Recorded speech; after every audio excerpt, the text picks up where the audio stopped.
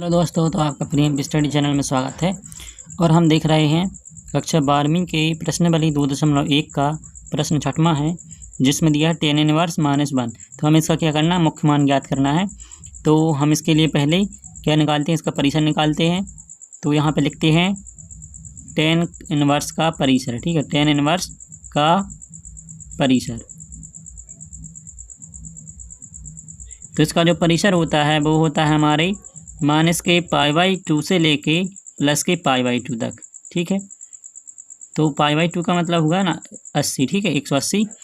तो ये क्या हो गया हमारे -180 से लेके +180 तक इसका परिसर रहता है। अब हम क्या करते हैं, इसको सवाल को यहाँ की तरह लिखते हैं जो हमारा दिया था tan इनवर्स -1 जहाँ की तरह उतार दिया। और हम क्या करते हैं, हम अब निकालते हैं कि -1 जो है वो tan कितने का मान है। ठीक है, कितने कोण का अंश का मान है। तो हम पहले tan इनवर्स जहाँ की तरह लिख देते हैं। यहाँ पे हमने tan इनवर्स जहाँ की तरह लिखा। और अब हम इसका भी मान लिखेंगे कि ये है, एक होता है हमारा कितना 45 का। तो 45 को कितना लिखते हैं π/4।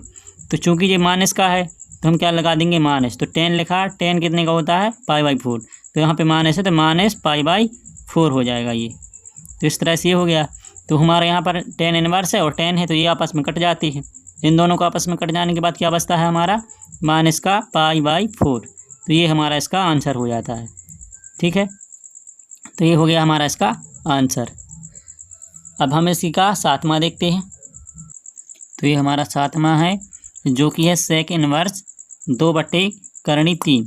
तो इसके लिए हम देखते हैं, सबसे पहले हम लिखते हैं sec इनवर्स का sec इनवर्स का जो है परिसर लिखेंगे। तो परिसर क्या है इसका, चूँकि ये किसका अपोजिट है, ये जो है हमारे कॉस का अपोजिट है। तो कॉस का जो परिसर होता है वो होता है 0 से π।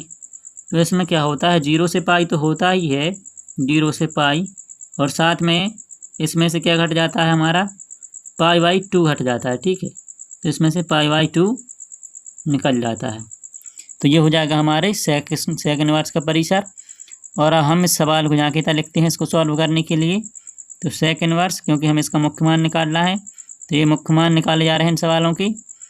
तो यहाँ पर लिख देते हैं 2/3। और चूँकि अब हमें देखना है कि ये कितने का मान होता है, तो हम sec इनवर्स जहाँ की तरह लिखते हैं। और 2/3 हम जानते हैं कि जो sec इनवर्स है, मतलब जो sec होता है उसके 30 अंश का मान होता है। और 30 को हम कैसे लिखते हैं, यहाँ पे हम पहले sec लिख देते हैं। sec कितने का, 30 का। तो 30 को कितने लिखते हैं π/6।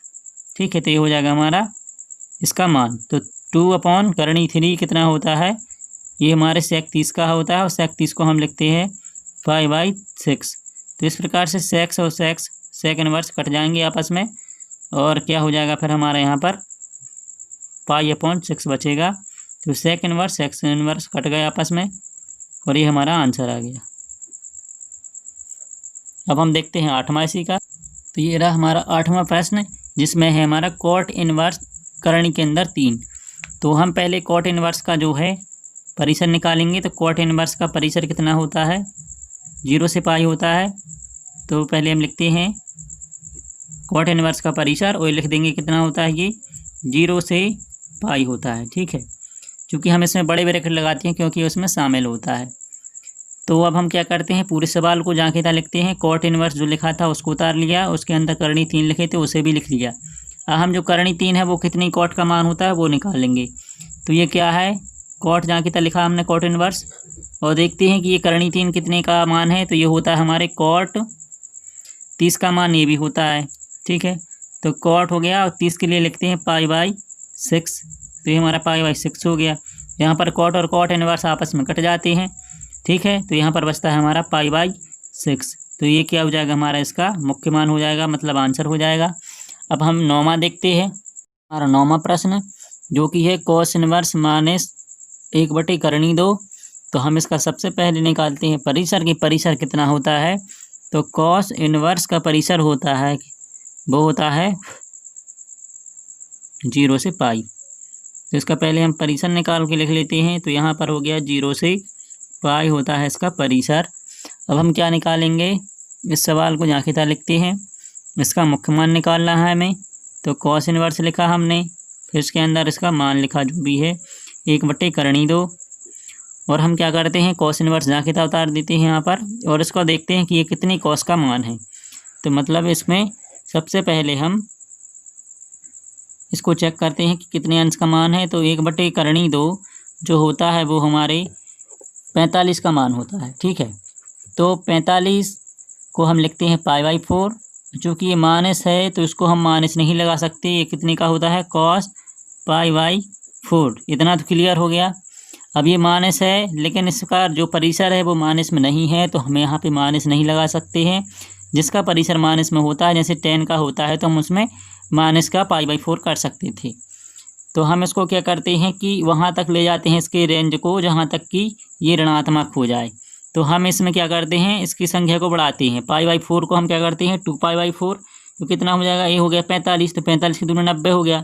हमने एक वीडियो में देखा कि कहाँ कितना परिसर किसका धनात्मक होगा, कितना ऋणात्मक होगा।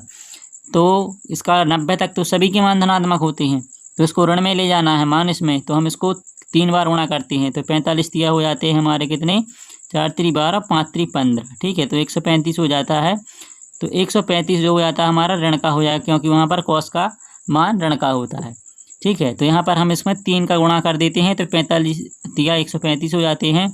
और इस तरह से यहाँ पर कॉस और कॉस इनवर्स आपस में कट जाएंगे और हमारा आ जाएगा आंसर, वो हो जाएगा 3π/4, ठीक है। केवल हमारा आंसर आएगा 3π/4। ये हमारा उसका मुख्य मान हो गया और यही इसका उत्तर हो गया। तो अब हम इसका अगला प्रश्न देखेंगे, वो है 10वां। तो 10वां प्रश्न है जो है कोसेक इनवर्स कोष्ठक के अंदर माइनस करनी 2 है, जिसका हमें मुख्य मान ज्ञात करना है।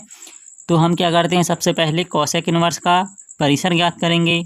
तो कोसेक इनवर्स का जो परिसर होता है वो हमारा माइनस π/2 से लेके प्लस के π/2 तक होता है। तो इसके परिसर को हमने लिखा पहले, ये हो गया हमारा माइनस का π/2 से लेकर हो जाएगा प्लस के π/2, जो कि इसमें शामिल है, ठीक है, बड़े कोष्ठक का मतलब। तो हम क्या करते हैं, सवाल को यहाँ की तरह लिखते हैं।